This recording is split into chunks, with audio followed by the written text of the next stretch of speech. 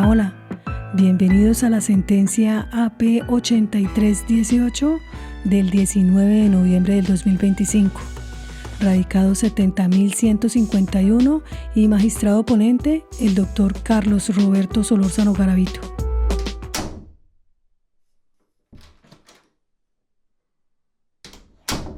Aquí en el asunto, la sala resuelve los recursos de apelación interpuestos por Salvatore y su apoderada contra el auto del 21 de julio del 2025 que profirió una magistrada de la Sala de Justicia y Paz del Tribunal Superior de Bogotá.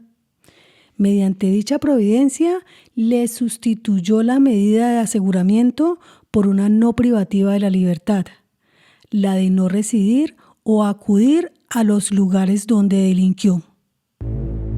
Los antecedentes, según la información obrante en el expediente, se tienen en el siguiente recuento procesal. En sesiones desarrolladas los días 12 y 13 de mayo y 21 de julio del 2025 ante una magistrada de la Sala de Justicia y Paz del Tribunal Superior de Bogotá, la Fiscalía formuló imputación en contra del aquí procesado Salvatore y otros por la posible comisión de múltiples delitos cometidos por los frentes Mártires del Cesar, Resistencia Motilona, Juan Andrés Álvarez y Grupo Urbanas Móviles. Esa posible comisión de múltiples delitos tratan de homicidio en persona protegida, tentativa de homicidio en persona protegida, deportación, expulsión, traslado y desplazamiento forzado de la población civil, desaparición forzada, acceso y apropiación de bienes protegidos, extorsión, amenazas y secuestro simple. En desarrollo de la última sesión, una vez formulada la imputación, se le concedió el uso de la palabra a la Fiscalía, quien solicitó la imposición de medida de aseguramiento consistente en detención preventiva a los postulados. Hechos los traslados correspondientes, la Procuraduría y los representantes de víctimas no presentaron oposición. La defensa, quien tampoco se opuso, solicitó la sustitución de la medida de aseguramiento por una no privativa de la libertad. Frente a la solicitud de la defensa, ninguna de las partes intervinientes se opuso. En vista de lo anterior, el fallador de primer grado impuso medida de aseguramiento consistente en detención preventiva, pero la sustituyó por una no privativa de la libertad. Sin embargo, impuso a los postulados la restricción de residir o acudir a los lugares donde delinquieron. Notificada la decisión, Salvatore y su apoderada presentaron recurso de apelación, únicamente en contra de la restricción de residir o acudir a los lugares donde delinquieron. Por tal motivo, el 13 de agosto del 2025 arribó el expediente a la Corte para resolver la alzada. Conozcamos la decisión apelada. El 21 de julio del 2025, una magistrada de la Sala de Justicia y Paz del Tribunal Superior de Bogotá impuso medida de aseguramiento, entre otros, a Salvatore.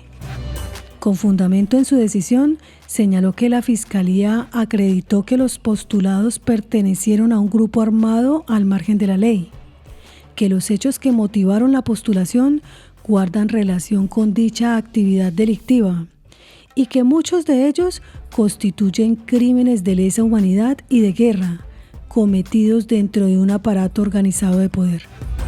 Indicó igualmente la magistrada que la Fiscalía probó que los postulados fueron mencionados en cada uno de los hechos objeto de imputación y que estos los confesaron en cumplimiento de los mandatos normativos.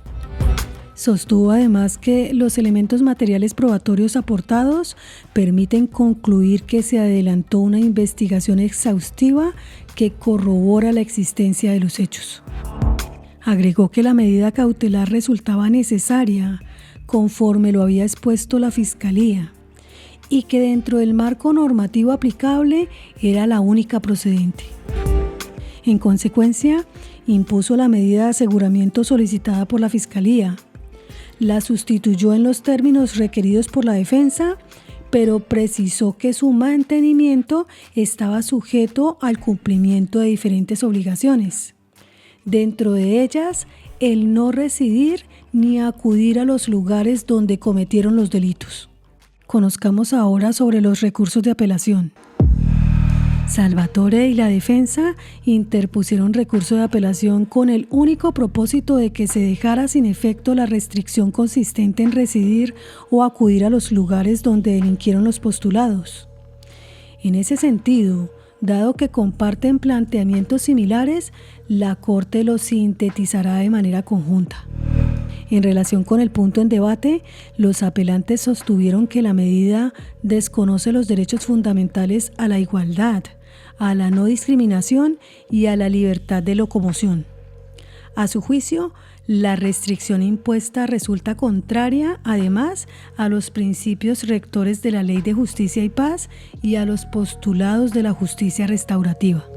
Argumentaron que la medida cautelar no es idónea, necesaria ni proporcional, puesto que limitar la libre locomoción carece de razonabilidad, máxime cuando se encuentra acreditado que los postulados han cumplido con todas las obligaciones que les fueron impuestas por su sometimiento a la justicia transicional. Añadieron que dado que las audiencias pueden realizarse por medios virtuales, no existe motivo para impedirles residir en cualquier parte del territorio nacional. Señalaron igualmente que si la finalidad es garantizar los derechos de las víctimas, éstas cuentan con distintos mecanismos de protección. En consecuencia, estimaron ilegítima la imposición de una restricción indefinida, habida cuenta de que los procesos de justicia y paz suelen prolongarse durante muchos años. Según los apelantes, la restricción constituye en realidad una sanción no prevista en la normatividad aplicable, lo cual vulnera el principio de legalidad. De igual modo, resaltaron que, dado que las víctimas se encuentran distribuidas por todo el país, no resulta coherente limitar la movilidad de los postulados. Advirtieron que, en muchos casos, sus vínculos con organizaciones al margen de la ley se originaron precisamente en los lugares donde reside su familia, por lo que la medida también afecta de manera desproporcionada sus derechos fundamentales. Por su parte, Salvatore manifestó que la restricción equivale en realidad a un destierro indefinido que perpetúa su estigmatización y lo mantiene alejado de su núcleo familiar. Salvatore cuestionó además la decisión al considerar que ya cumplió la pena alternativa prevista en la Ley de Justicia y Paz, sin que exista aún una definición de fondo sobre su situación jurídica. Precisó que, aunque ha sido imputado por más de 30.000 hechos, existen cerca de 80.000 por los cuales debe responder. En ese sentido, afirmó que si después de 20 años de haberse sometido a la justicia transicional aún no se profiere sentencia, se requerirían al menos otros 30 años para lograrlo.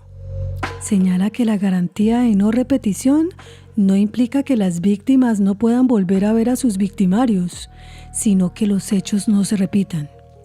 En ese sentido, sostuvo que su regreso a Montería, desarmado y en condición de ciudadano, no constituye repetición de crimen alguno. Por el contrario, afirmó que si dicho retorno se realiza con fines restaurativos, podría contribuir a la reparación de los sujetos pasivos. Agregó que mantener la restricción referida derruiría la confianza que se depositó en el proceso de justicia transicional y que esta es una pena inventada, similar al destierro, y ello traiciona el espíritu de la norma y la palabra empeñada por el Estado. Solicita que se excepcione inconstitucionalidad respecto del numeral octavo del artículo 2251243 del decreto 1069 del 2015, pues esta norma impone una obligación contraria a los mandatos constitucionales. Finalmente, tras invocar diversas disposiciones del ordenamiento jurídico interno y de la Convención Americana sobre Derechos Humanos, solicitó Salvatore la revocatoria de la restricción por considerarla inconstitucional e ilegal. Puntualicemos ahora en el traslado a los no recurrentes. Surtido el traslado a los no recurrentes, el Ministerio Público y la representación de víctimas solicitaron que se mantenga la restricción. En síntesis, en criterio de la Procuraduría, a los postulados no se les ha vulnerado ningún derecho fundamental. Considera que la restricción impuesta no resulta desproporcionada si se compara con el padecimiento al que fueron sometidas cientos de víctimas. Resaltó que los postulados conservan la posibilidad de movilizarse por el territorio nacional y que las restricciones impuestas se acompasan con el hecho de que su reincorporación a la vida civil debe ser gradual. Asimismo, la Procuraduría estimó que no es prudente que el postulado pretenda retornar a los territorios donde delinquió, pues ello podría ser percibido por las víctimas como un desafío, especialmente teniendo en cuenta que muchas de ellas aún no han sido reparadas. La representación de víctimas, por su parte, sostuvo que la medida adoptada no es arbitraria, sino la aplicación del marco normativo vigente en la materia. A su juicio, lo que se busca es garantizar la no repetición, finalidad que constituye uno de los ejes centrales del proceso de justicia y paz. Resaltó que, de acuerdo con su experiencia en entrevistas con víctimas, estas manifiestan preocupación por los vejámenes a los que fueron sometidas.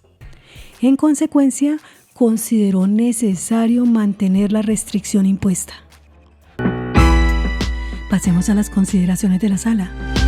De conformidad con lo dispuesto en el parágrafo primero del artículo 26 de la Ley 975 del 2005, modificado por el Canon 27 de la Ley 1592 del 2012, en concordancia con el precepto 68 Jusden y con el 32 de la Ley 906 del 2004, la Sala de Casación Penal de la Corte Suprema de Justicia es competente para desatar el recurso de apelación promovido contra el auto del 21 de julio del 2025, por haber sido emitido por una magistrada de control de garantías de justicia y paz del Tribunal Superior de Bogotá. El propósito del recurso de apelación es permitir a la parte perjudicada con una decisión controvertir ante el superior jerárquico los fundamentos fácticos, probatorios y jurídicos que la soportan, a efectos de demostrar su incorrección y, consecuentemente, suscitar su revocatoria. En tal virtud, corresponde al interesado exponer las razones del disenso mediante la confrontación concreta de los soportes de la decisión recurrida, de modo que el funcionario competente para decidir la alzada pueda contrastarlos con las alegaciones de quien recurre y llegar a una conclusión sobre su acierto o desacierto. En el presente asunto, en estricta observancia del principio de limitación propio de la alzada, el estudio se concretará en los puntos de inconformidad planteados por la parte recurrente, sin perjuicio de que pueda extenderse a temas vinculados directamente al objeto de censura. Dicho lo anterior, la metodología que empleará la Sala será la siguiente. En primer lugar, reiterará los requisitos para acceder a la sustitución de la medida de aseguramiento, conforme a lo dispuesto en la Ley de Justicia y Paz, así como el desarrollo jurisprudencial que se ha dado en la materia. Posteriormente, definirá si fue acertada la decisión de primera instancia al imponer la restricción a los postulados de residir o acudir a los lugares donde delinquieron, o si por el contrario le asiste razón a la parte recurrente, quien afirma que dicha medida es ilegal y desproporcionada. Detengámonos en los requisitos para la sustitución de la medida de aseguramiento en el ámbito de justicia y paz. Con la entrada en vigor del artículo 19 de la Ley 1592 del 2012, los postulados pueden acceder a la sustitución de la detención preventiva en establecimiento carcelario por una medida de aseguramiento no privativa de la libertad, siempre que cumplan las condiciones impuestas en dicha norma. El análisis de sus requisitos ha sido ampliamente decantado por la Corte de la siguiente manera. Según lo contemplado por el artículo 18A de la Ley 975 del 2005, introducido por el artículo 19 de la Ley 1592 del 2012, el postulado que se hubiese desmovilizado estando en libertad podrá solicitar ante el magistrado con función de control de garantías la sustitución de la medida de aseguramiento de detención preventiva carcelaria por una no privativa de la libertad. Postulación procedente solo si se cumplen las exigencias allí establecidas. Además, el artículo 18b, también condicionado por la citada Ley 1592 en su artículo 20, contempló que, siendo procedente la referida sustitución, se puedan suspender las sanciones penales ordinarias siempre que los hechos que las originaron se hayan cometido durante o con ocasión de la pertenencia a la organización ilegal. El precitado artículo 18A dispone una serie de requisitos que deben acreditarse para que el juzgador acceda a la concesión de la sustitución de la medida de aseguramiento, de la siguiente manera. 1. Haber permanecido como mínimo 8 años en un establecimiento de reclusión con posterioridad a su desmovilización, por delitos cometidos durante y con ocasión de su pertenencia al grupo armado organizado al margen de la ley. Este término será contado a partir de la reclusión en un establecimiento sujeto integralmente a las normas jurídicas sobre control penitenciario. 2. Haber participado en las actividades de resocialización disponibles, si éstas fueren ofrecidas por el Instituto Nacional Penitenciario y Carcelario, INPEC, y haber obtenido certificado de buena conducta. 3. Haber participado y contribuido al esclarecimiento de la verdad en las diligencias judiciales del proceso de justicia y paz. 4. Haber entregado los bienes para contribuir a la reparación integral de las víctimas si a ello hubiere lugar de conformidad con lo dispuesto en la presente ley. 5. No haber cometido delitos dolosos con posterioridad a la desmovilización.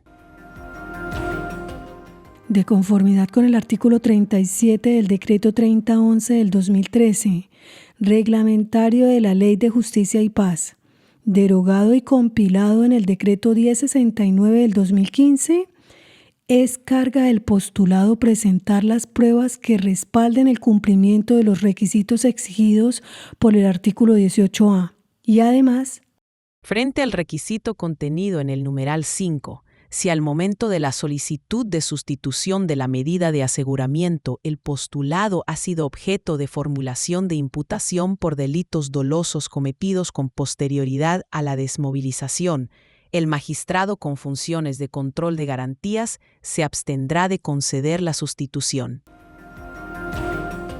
La jurisprudencia no ha sido ajena a la interpretación del mentado requisito.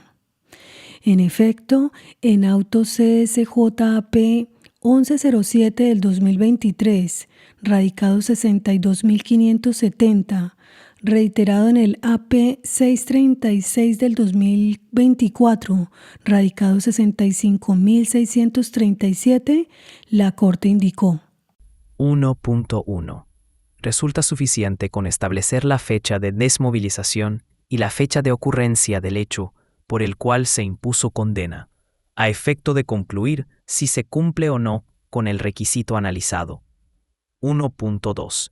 Es un requisito objetivo en tanto la formulación de la imputación, Ley 906 de 2004, o el inicio del proceso, Ley 600 de 2000, constituyen el hito procesal que estructura el incumplimiento del deber de no cometer delitos dolosos con posterioridad a la desmovilización, con miras a la sustitución de la medida de aseguramiento. 1.3. Así en los procesos adelantados bajo la Ley 906 de 2004, basta con que el postulado haya sido objeto de formulación de imputación por delitos dolosos cometidos con posterioridad a la desmovilización para que no se configure el requisito. 1.4. Si el postulado es absuelto, puede obtener el reemplazo solicitado, pero si sobreviene una condena, se ratifica la imposibilidad de la sustitución, configurándose, además, la causal de exclusión del numeral 5 del artículo 11A de la Ley 975 de 2005. Ahora bien, la objetividad del referido criterio también ha sido objeto de modulación excepcional por la Corte. Al respecto, en la AP 522 del 2019, radicado 53.516, reiterado entre otras, precisó lo siguiente. Recientemente la Sala reiteró su postura en torno a la objetividad de la estructuración de esta causal de sustitución de la medida de aseguramiento o terminación del proceso de justicia y paz. Sin embargo, precisó que en casos excepcionales es válido analizar las circunstancias específicas de la conducta delictiva cometida con posterioridad a la desmovilización, con miras a establecer su trascendencia frente a los fines de la Ley de Justicia y Paz. Y en la AP 858 del 2019, radicado 54.731, la corporación se refirió a las actuaciones por el delito de falso testimonio cuando solo existe formulación de imputación y cuando ya existe sentencia. El debate gira en torno a los asuntos en los que la imputación en la justicia ordinaria se formula por el delito de falso testimonio, posiblemente configurado con el relato que realiza el postulado en las versiones libres rendidas en Justicia y Paz. Lo anterior por cuanto jurisprudencialmente la Sala ha considerado que tratándose de este punible, cuya comisión surge de la información que el postulado ha ofrecido en las versiones libres en cumplimiento de su deber a colaborar con el encuentro de la verdad, no se configura la causal impeditiva para sustituir la medida de aseguramiento del postulado. En tanto, es apenas obvio que en virtud de la narración en la que se involucra a terceras personas como autores de las conductas punibles desplegadas por la organización criminal o como colaboradores de ésta, se desate una cadena de denuncias por parte de los señalados. En tal sentido, en estos eventos, agregó la Corte, debe esperarse el proferimiento de una sentencia que declare la responsabilidad del postulado, situación frente a la cual lo procedente es solicitar la terminación del proceso. Además, la Corte también ha diferenciado los institutos de la sustitución de la medida de aseguramiento con aquella consagrada en el artículo 11A de la Ley 975 del 2005, que trata de la exclusión de los postulados a la justicia transicional. En el caso de la sustitución, como ya se sabe, se está ante una de las condiciones que acumulativamente deben cumplirse para que el magistrado con función de garantías pueda conceder la sustitución de la medida de aseguramiento. Ese reemplazo se ve imposibilitado ante la comisión de delito doloso por parte del postulado con posterioridad a la desmovilización. Y para ello es suficiente que al momento de la solicitud se le haya formulado imputación por tal concepto.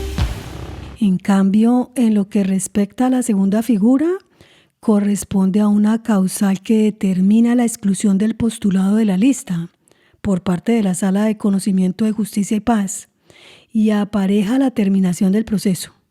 En este caso, la carga de la prueba corresponde a la Fiscalía y requiere que exista por lo menos sentencia condenatoria.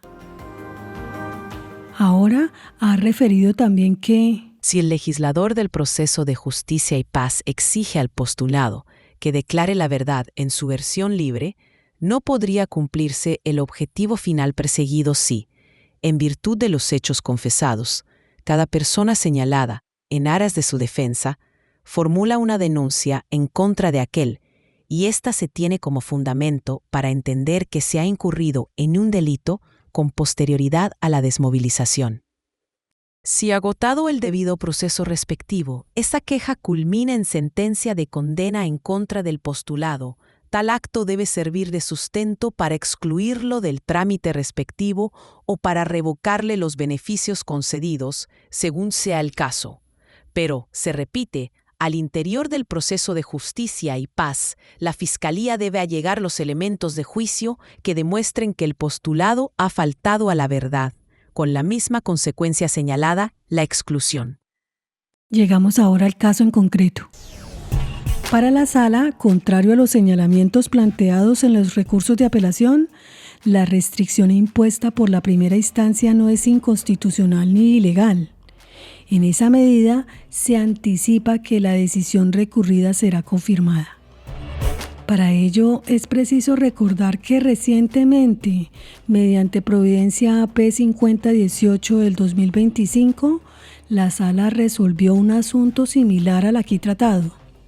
En esa decisión, la Corte estudió si la restricción impuesta a los postulados era contraria al ordenamiento jurídico, o si por el contrario, correspondía a las finalidades del proceso de justicia transicional que se adelanta.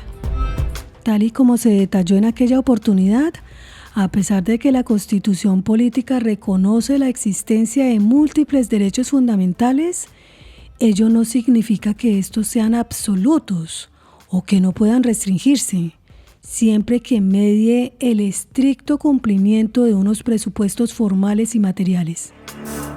Ahora bien, es importante recordar que la Ley 975 del 2005 fue diseñada con la finalidad de que se garanticen los derechos de las víctimas, quienes son el eje central del proceso de justicia transicional.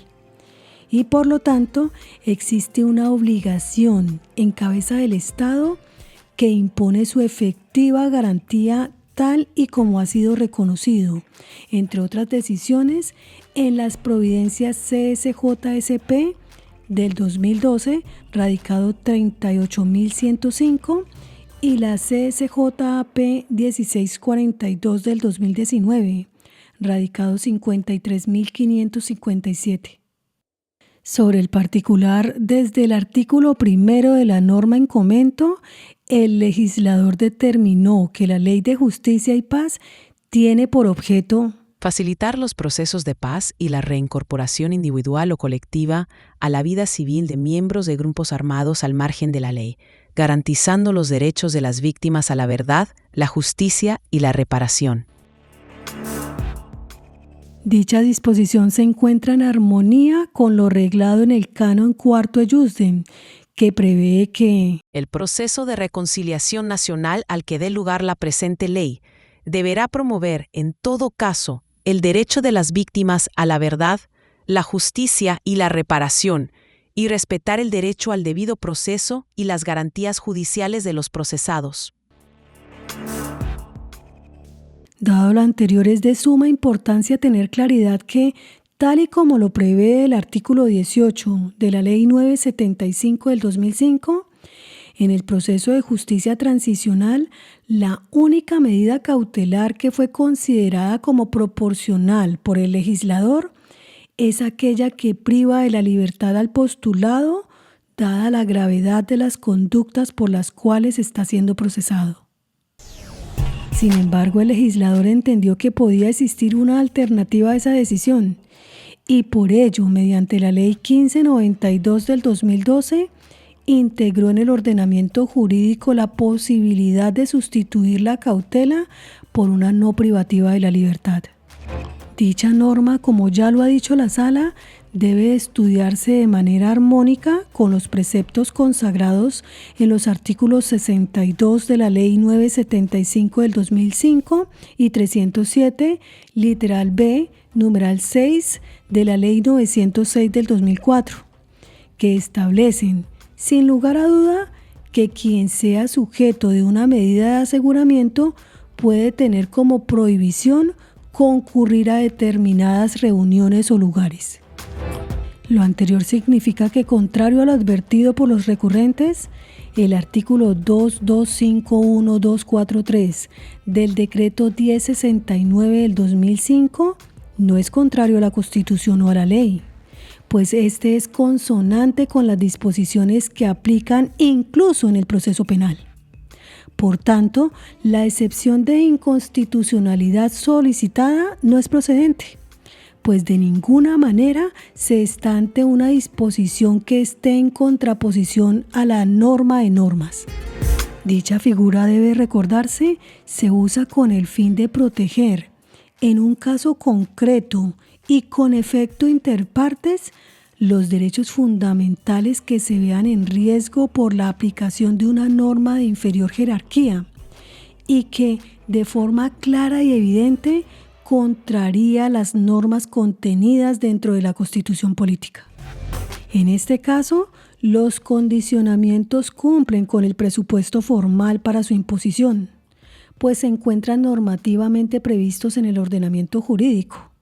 Y además, también se advierte que tienen un fundamento material admisible, como lo es la necesidad de proteger los fines del proceso transicional y particularmente a las víctimas. Por tanto, no es cierto que los condicionamientos puedan ser tildados de inconstitucionales o ajenos a los parámetros del bloque de constitucionalidad. Y de otro lado, tampoco lo es que lesionen el principio de legalidad.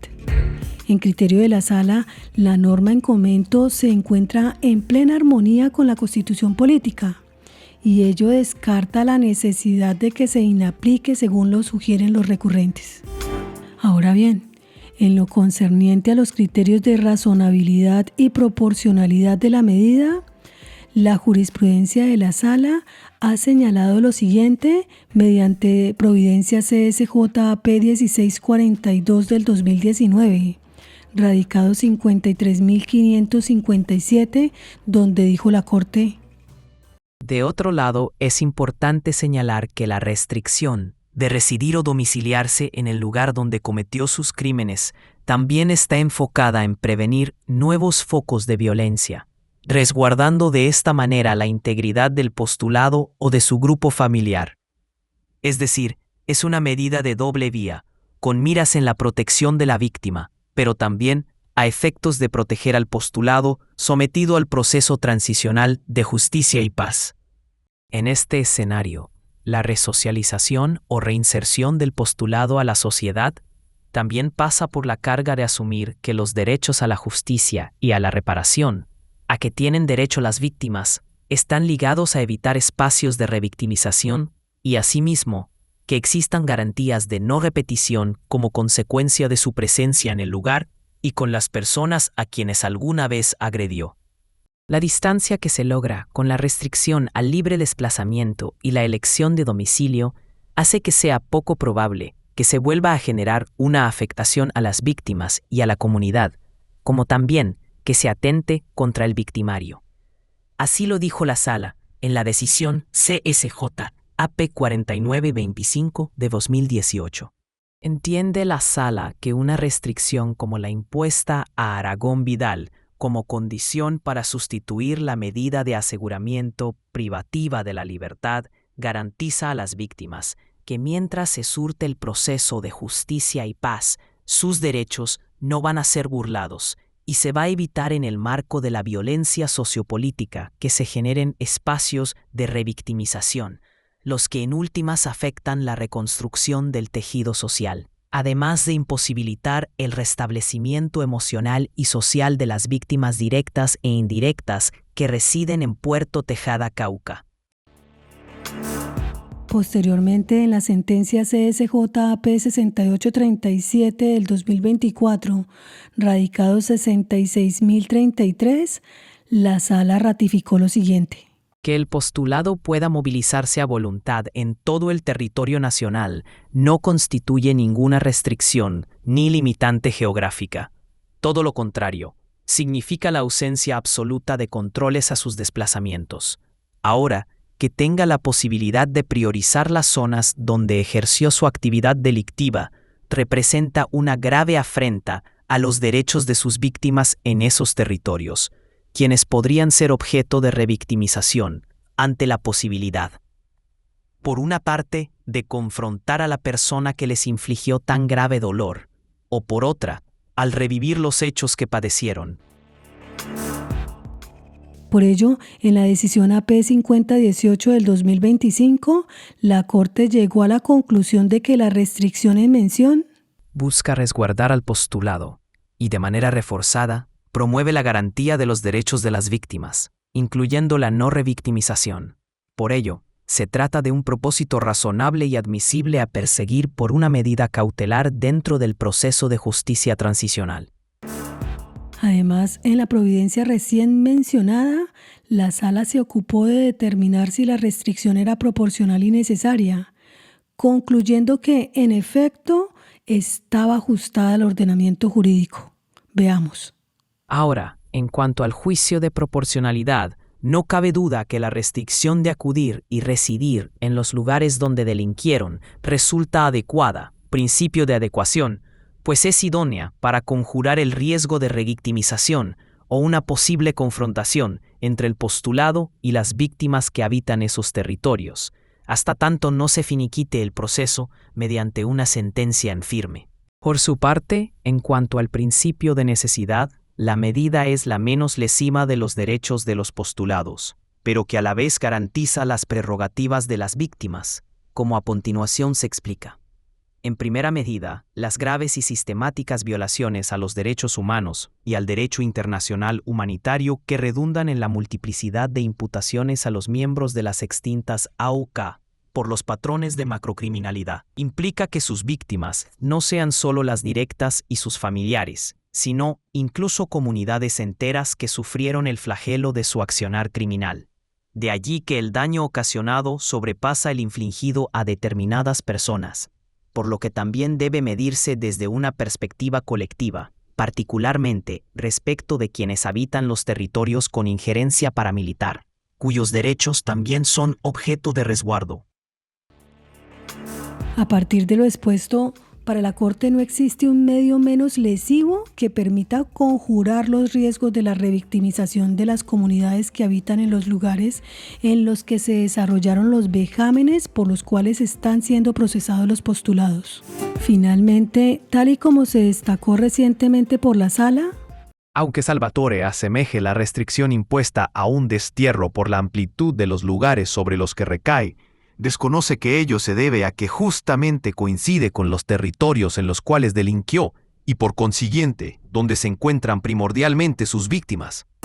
En ese orden, aunque la Sala no desconoce el compromiso de los postulados con el proceso de justicia y paz, tampoco puede pasar inadvertido que las víctimas revisten un papel sumamente importante en la justicia transicional y que el proceso de reconciliación debe ser progresivo y acorde con las diferentes formas de reparación.